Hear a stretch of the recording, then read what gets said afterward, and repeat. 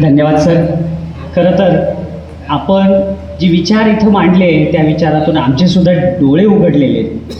कारण तुम्ही तुमच्या विचारातून असं व्यक्त झालात की समाजसेवा व स्वकष्टाने जीवन जगणे हीच खरी ईश्वर भक्ती आहे. आणि हे महात्मा बसवेश्वरांनी सांगितलेले विचार तुम्ही इथं मांडले त्याबद्दल धन्यवाद.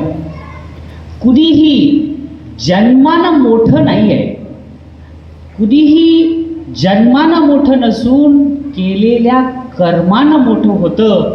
हे महात्मा बसवेश्वरांचे विचार तुम्ही तुमच्या शब्दातून व्यक्त केलात त्याबद्दल आजच्या कार्यक्रमाचे प्रमुख अतिथींचे मी खूप आभार मानतो.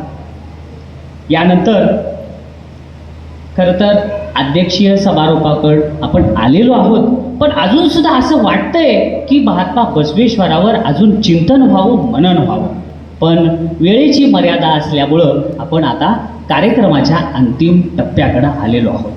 त्या अगोदर एक छोटीशी सूचना मला तुम्हाला सगळ्यांना सांगायचं आहे. ते म्हणजे या कार्यक्रमाच्या नंतर जेवणाची व्यवस्था केलेली आहे. सर्वात अगोदर महिलांनी भगिनींनी जेवण करायचं आहे आणि त्यानंतर पुरुषांनी. या सूचनेनंतर आजच्या कार्यक्रमाचे अध्यक्ष श्री रेवणप्पा साळेगावकर यांना मी विनंती करतो की त्यांनी आपले विचार इथं मांडावे, आम्हाला मार्गदर्शन करावं. रेवणप्पा साळेगावकर, सगळ्यांनी जोरदार टाळ्या वाजवून त्यांचं स्वागत.